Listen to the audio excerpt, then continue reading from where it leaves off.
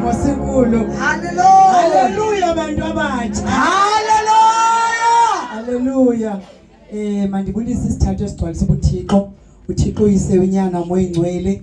Ndibulisa otata abakhulu bebandla, omama abakhulu bebandla, otata bonke, omama bonke, abantu abatsha, iVIPs le weekend. Ndithi hallelujah. Ndibulise no Sunday school, ndibulise keyboard player bethu, ndibulise ne worshipers. Bengekho sidingo bhuti Mlandeli. Yo, bengekho sidingo esoba ndizoma kule ndawo. Besingekho tu. Uyabona ngexesha endandithunyelwa iposter Mkhaya, hayi ndizoba nyatheli liyengweni. Ndave ndabona Mkhaya, ndave nathi tata zintsimbi ezi. Nithethe izolo ndaqonda kukuba ngondi yokwenza. Andisayiboni nje into yothetha ngoku. Kudingeka nje uyokwenza qha ngoku. uThixo usiveze ngendlela izolo bangcwele. Ibiphakamile kakhulu. uThixo wenzile uThixo. Umuntu nomuntu ngokuba ipokotho yakho ube ugcwalisile qha. Ongakhange bekhona aye ku YouTube. Ayosifumanela nethi pha. Akho nto ingenzele kangabantwana bakaThixo. uThixo uthethe ngendlela. La ndinceda izwi lakhe. La ibamba impilo yami. Khange ngibone nabantu bendlu ebelele kuyizolo. Obezingenile nomama kaJJ, mina ndingqale straight ebhedini. Ndizovuka ekseni, ndaqonda ndiyayiva nokudinwa. Kodwa umphefumulo wami ufudumele. Ndive nje incamisa kaThixo. Bangcwele lese sivile. Make sihambeni siyoyenza abantwana bakaThixo. Ke sihambeni nje siyokwenza. uThixo uzombule ngendlela. Akho ndlela okanye akho nkalo engakhange inyathelwe bangcwele.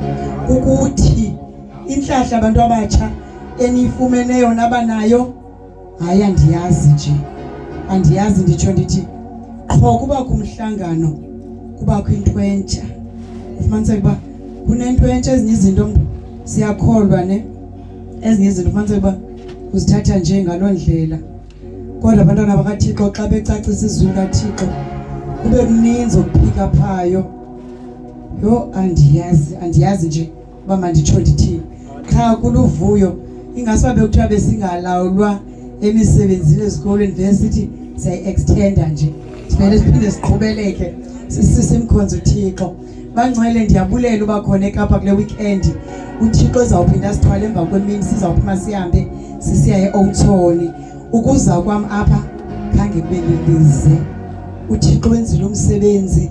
Uyenzile nje uThixo into andiyazi manje ndinoyibeka ngoluhlobo ngale ndlela endiyiva ngayo enhlizweni yami. Kodwa uThixo wenzile umsebenzi wakhe. Lizwi likaThixo nje qha ngoku. Emali ngene kumntwana nomntwana kaThixo. Sihambe bangcwele siyolenza. Singathethi. Ndike ngenye imini ndiseteksini kwakhona utata engcokola nayo. Athi lo tata sidiniwe bantwana bam. Xa ndiqonda mna ndimbalisela ngoYesu wami. Ngoba apho sikhoyo bantu abatsha ufanele kube khona nje inguquko. Sihleli nje sinxanelwe izimvu zikaThixo engekafiki lento kubiziswe. Wathi lo tata hayi mna ndakhonza gqithi. Sidiniwe nini nimaphambili benistakisela ngamathe. Xa silandela ihambo yenu ingadibani nento enitshoyo. Make kuthi ke ngokuthethwa sekwenzekile. Yavulwa lemvuselelo ngomntwana omtsha. Wathi xa igqiba namini ugqithika lamfana. Ndathi kuye uyabona ne? Ndaya kuye ndabuza uba ithini age yakho. Wathi mama khona ndizawugcwalisa 18. Ndathi yini uNkulunkulu, yini Jesu. Usakwazi uvusa abafana abakweza age bangqina izwi lakho. Kukho abantu abafela ezonweni, umuntu ebelixhegu abemdala manje xa ujonga iage yalo muntu bengafalanga basesimelela ngoba kaloku utye yonke into. Bangcwele yo andiyazi into yenzekileyo manje. Andiyazi ndinoyibeka kanjani. Kodwa uThixo yenzile nje into yakhe. Yenzile into yakhe uqala nje kumfana wasivulela. Nangeli xesha yayo mna ngiqonda hayibo tata umonakali. Yini ithini lento yabo. Lo mntana uzawuzoma apha uzawuthetha nale nhliziyo kaThixo. Wase kwababa mna ngondijonga ngokwenkangeleko yomuntu. Andiyazi into efihlwe nguThixo. Siyabulela abafana, inqabile indawo enjengale. Abafana bakhonza uThixo. Niqhubeleke ngalendlela esenibambile abantwana basekhaya. Nihambe nayo ningayiphunguli. Nifunde nabo tata benu, nibone ekugqibeleni izawuyapi. Kuzaza bakhona ixesha athi uThixo wethu athi well done my child. Ubone izinto sezenzeka. Nibe ngotata nanabamizekelo njengotata bethu apha ebandleni. Ngoba xa nibambe kwezi age nikuzo, dinaso nje isithembiso sithi mhlambi kule minyaka izayo zawubizwa umkhaya sekusithiwa nabanye kulonyaka nje Thixo unendlela zakhe. Kuthiwa hayi sesiyakikizela nje. Ikhona nje into sithi bazayigqabhuza. Okanye sayive yaphunguka lento vela qomba uThixo make ndiqalise phaa koSisiyoli. Kuvela kuze nje incwadi kaThixo. uThixo uyazenza izinto, uyazenza Yoli, uyazenza uThixo izinto, uyazenza uThixo izinto. Thixo vela wenze nje umsebenzi wakhe. Awenze umsebenzi aqamba makangayiqali babafana, mandivele ndiyiqale phaa. Ndithetha uluvuyo bethunana uThixo wathi ulungile.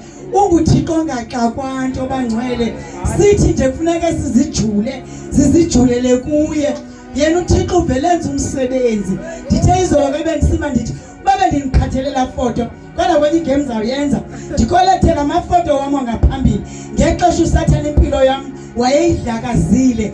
Wafika uJesu wayibumba impilo yami wandikhola ngoba lithi izwi likaThixo ububani kuKristu usisidalwa esitsha.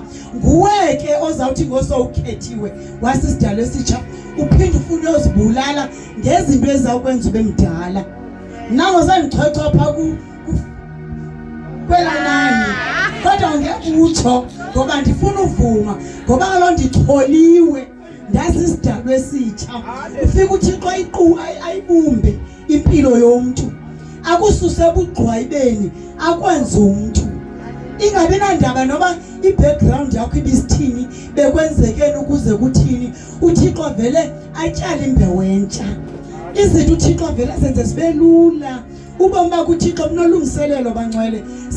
Sendizawusuka kule ndawo masiqhubeleke simthemba manje uThixo. Ke siwayeka ama-shortcut. Noba sekusemsebenzini bomba yiyo le nto ichophile apha. Ndinayi-chance oba ndingayithatha ndiphume. Sithembeke manje.